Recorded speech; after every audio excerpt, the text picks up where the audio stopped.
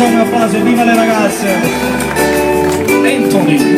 Sì, ci chiamato che stasera è perché non posso più fingere. L'amicizia lunga e tutte cose non si sporca per una fine.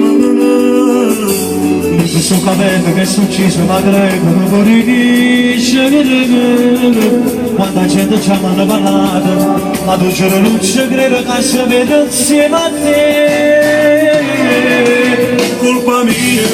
colpa sua di tu ma capella si spugnava ma passava che scemo non era da vita che cattivo solo ma saccio che mi rifava ma bambino per mezzo di nostra da parte ne vanno a me se sentono contento non zitto io sulla mente l'amicizia in amore c'è verso stasera signori con Ferragosto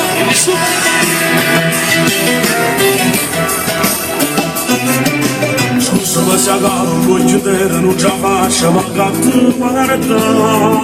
non ti preoccupare ma puoi guardare tanto saccio sono sicuro che è facile a sbagliare colpa mia colpa sua tu ma capella si spugnava ma lasciate che scemo non era capita che cattivo solo ma saccio che mi rifà